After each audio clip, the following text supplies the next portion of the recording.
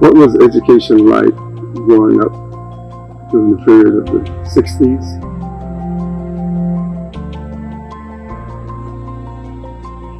So with my experience, it was lacking in many ways because the textbooks that we used, some of them were old, and I didn't find out until later, limited in information, particularly in reference to history. So the school building we're in now, the Moton Museum now, formerly known as Robert Russo Moton High School, and this was built in 1939. It's the first freestanding African American high school in Prince Edward County.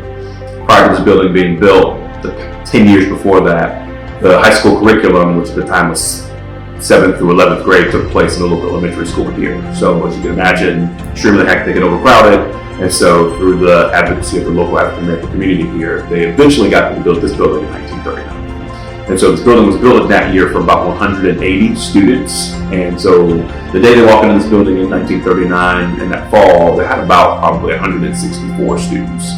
Next year, 1940, that number jumps up to about 220. And then 7 or 8 years later, at peak, this building had about 477. Of course, this is age of segregation, so separate but equal was the law, but in practice it was just separate and not equal. So hand-me-down desks, hand-me-down books, books with pages torn out, gum spat between them, racial slurs written in them, hand-me-down football equipment, hand-me-down buses, everything was used in really, really poor shape. Everything was old inside, so but we looked at their schools and they appeared to be new and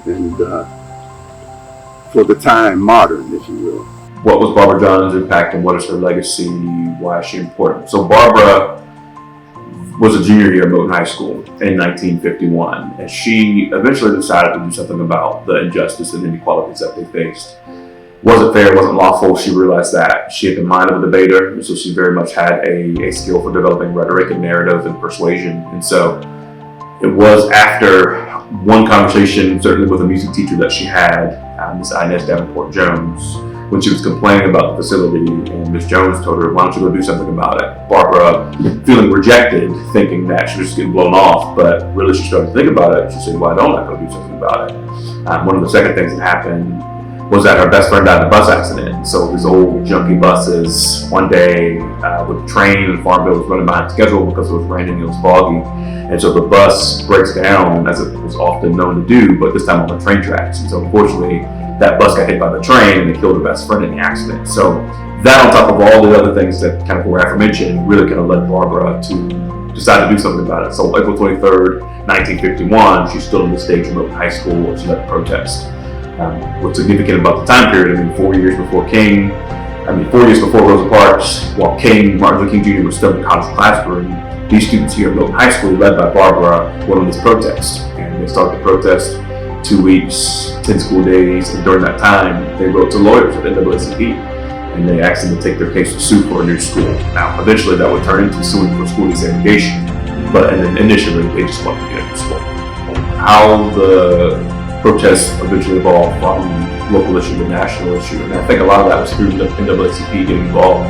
Because these students, initially, they just wanted a new school, but the NAACP had already at that point decided that they wanted to overturn Plessy v. Ferguson, 1896, the Supreme Court case outright. And so they basically stated these students were willing to take your case if you're willing to sue for school desegregation. And that just wasn't what this community wanted. That was a pretty radical idea from 1951, but Barbara, by all accounts, was a radical for her time. And she decided pretty early, like, if this means equality, let's pursue public school desegregation, even though all we wanted was a new school building. And so it was not unanimously supported within the African American community, but they do have 117 student plaintiffs who end up being involved in the case, and they had to get their parents on board because most of them were minors, or infants in the case of the court language at the time. And so they become this case in Virginia suing for public school desegregation that would eventually be a part of Brown v. Board of Education. So Brown v. Board is actually 5 cases that combine into one. One out of Clarendon, South Carolina, Wilmington, Delaware, Washington, D.C., Prince Edward County, and then, of course, Topeka, Kansas, which is a case that everybody knows. It's the namesake of the case. So the Davis case would go on to be a part of those 5 cases, and kind of we were thrust as Prince Edward County into a national spotlight, even though initially it was just a local issue that they were seeking to fix.